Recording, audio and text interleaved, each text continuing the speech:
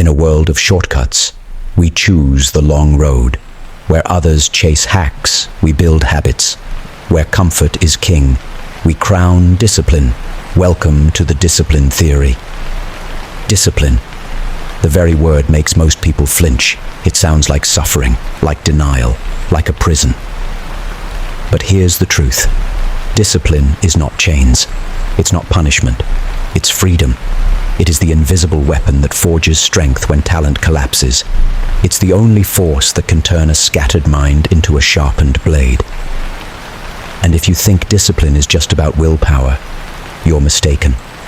Science has revealed the mechanics of discipline, how your brain resists it, how your body fights it, and how you can rewire yourself to become unstoppable. Tonight, we'll pull discipline out of the shadows and reveal the hidden science behind it. There is a moment hidden between resistance and action, a razor's edge where your future is decided. Scientists call it the threshold. It's the space between thought and movement, where hesitation lives, where excuses whisper, where potential dies. Most people lose their battles at the threshold. They negotiate, they debate, they wait for motivation. And in that waiting, the door closes. But the disciplined know the threshold is not a place to linger. It is a place to leap. The instant you cross it, by standing up, by moving forward, by taking the first step, your brain shifts gears. Momentum takes over, friction melts. Discipline is not about fighting all day. It's about mastering this one moment. The moment where you either remain who you were or step into who you're meant to become. Every single morning, you face it. That moment before you act. The weight pinning you down in bed. The invisible wall when you stare at the blank page, or the cold gym floor. This is not weakness. This is biology. Scientists call it friction. Friction is your nervous system's way of protecting you. Your brain whispers, don't waste energy. Stay comfortable. Conserve yourself. It's the echo of millions of years of survival instinct. But here's the paradox. What kept our ancestors alive now keeps us small. Because every time you retreat from friction, you teach your brain to avoid growth. And every time you break through it, you rewire your circuits. Action kills resistance. Not motivation, not hype, action. So the secret is not waiting for the perfect moment. It's moving before the excuses finish forming. Because friction is like fog. It looks heavy from a distance, but the second you step through, it dissolves. Ask yourself, how many battles have you lost to friction? And more importantly, how many victories are waiting on the other side of it? People think dopamine is the chemical of pleasure. They imagine it lights up only when you win, when you achieve, when you succeed. They're wrong. Dopamine is not about reward. It's about pursuit. It's the fuel that makes you lean forward, chase, grind, and suffer for something. But here's the hidden lever. Most people wait for dopamine to come at the end. The trophy, the money, the praise. The disciplined know how to pull it into the present.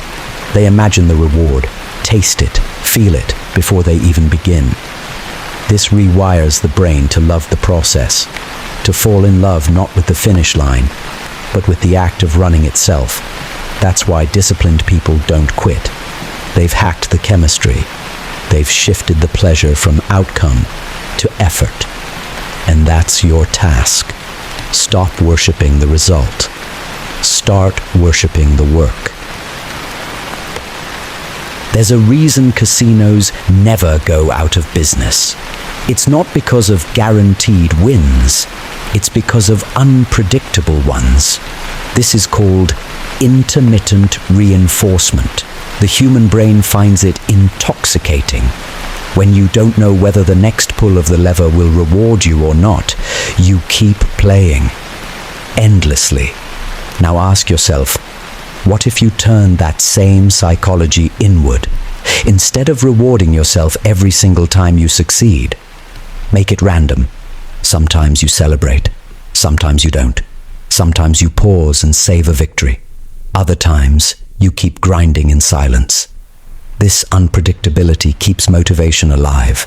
It forces your brain to stay hungry, and slowly, it wires you to chase effort for its own sake.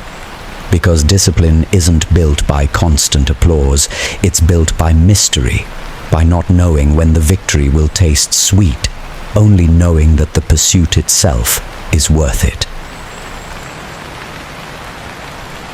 Rest alone is not enough, because life will not always give you controlled cycles of work and recovery.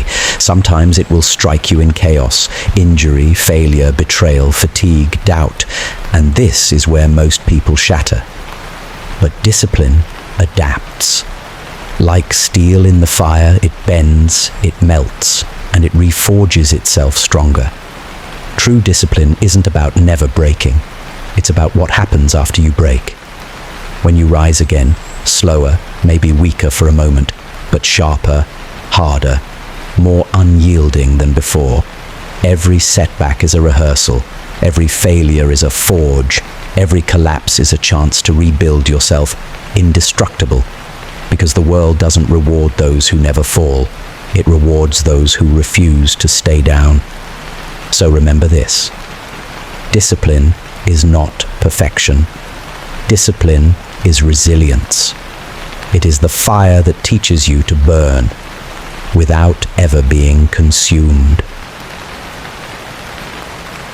Now here's where most people get discipline wrong.